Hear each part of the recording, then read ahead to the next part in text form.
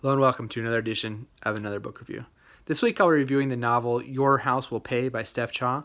Unfortunately, I don't have a cover for you this week, but I will go ahead and give you some background on the author, give a spoiler-free overview of the plot, talk about what I liked about it, what I didn't like about it, who I'd recommend the book to, and finish off with what I will be reading for next time. Steph Cha is a novelist who has been writing for a few years now. She has a mystery series, and she's also done some writing related to food reviews for the Los Angeles Times, I believe. This is the first of her novels I've read, and it is a standalone novel. And it is about two families, one African American and one Korean American, who are tied together after a shooting occurs in South Central Los Angeles in the early 1990s. The book is primarily set in 2019, but there are flashbacks to the earlier time. And the book is really about kind of how these two families deal with this event that is tragic in both of their lives for different reasons. So sorry to be kind of vague about it, but that's saying anything more would probably give away too much. But the book is primarily concerned with the aftermath of this event, as well as kind of racial strife or racial animosity in Los Angeles, specifically after the Los Angeles riots of the early 90s. So it is a interesting hook. It's basically, the book is, the author kind of notes this in the back of the book, it's based on a shooting that had a very, very similar set of facts in the early 90s that was one of the events that led to the Los Angeles riots or Los Angeles uprisings, however you characterize that. And I thought that was just a really interesting place to start a novel as far as an idea goes. I think the author does a really good job of structuring it in an interesting way. She basically goes back and forth each chapter between these two characters, one of whom is a African American man in his mid 40s. The other one is a Korean American woman who is, I believe, in her late 20s. And they both have very different lives in some ways, and in some ways their struggles are very similar. And I think the structure of the book allows you to really compare and contrast the two characters and show that kind of the underlying themes that both of them deal with as far as questions of justice and questions of loyalty kind of run really strongly throughout the book. And I think those are really handled well.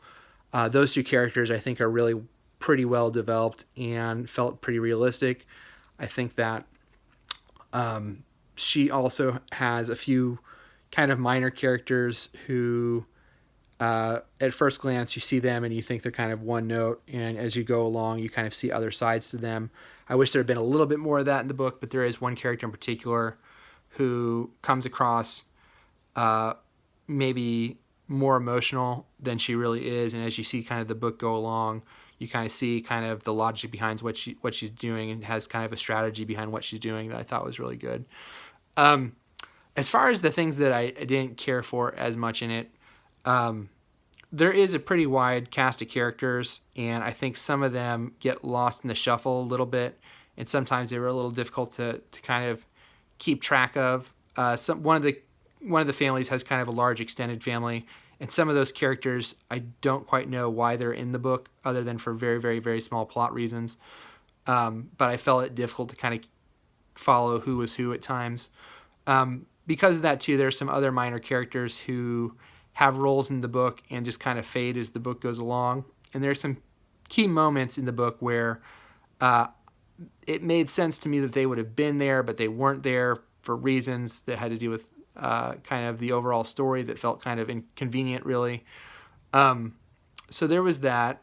My gripes are relatively minor, but there's that.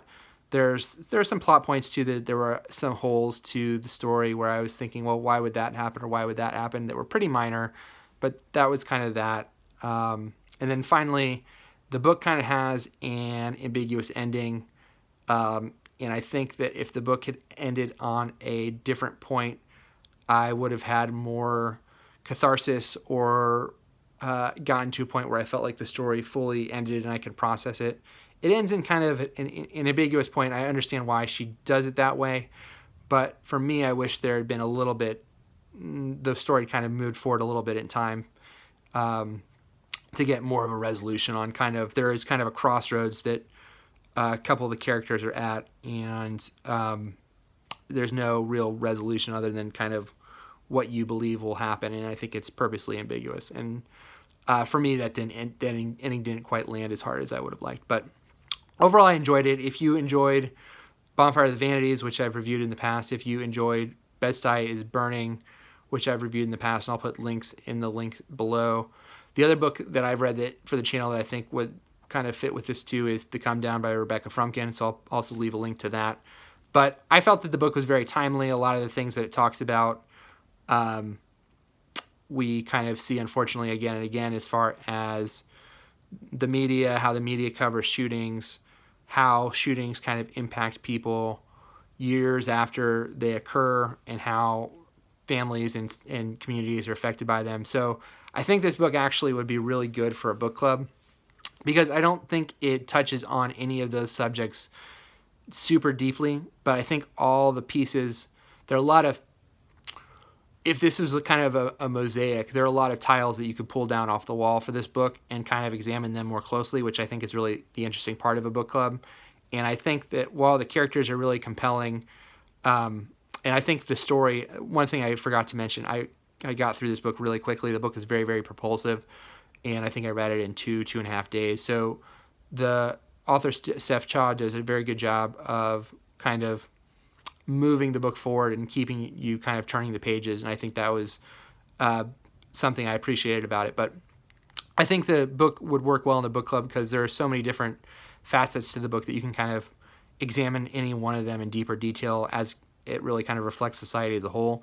So if that's what you're interested in, and are you looking for something that is a book club selection kind of similar to what I've talked about, this would actually be a pretty good pick in my opinion, because I think it is relatively quick, but also there's a lot there to kind of chew over. So that is Your House Will Burn by Steph Cha. Next week I am reading, I believe it's The 7.5 Lives of, I don't have the rest of the title unfortunately in front of me, but I'll go ahead and review that next time. I'll leave those links in the description below if you want to check those out, the other videos, and I will also leave my Twitter. And as always, please like and subscribe to the channel. Until next time, bye.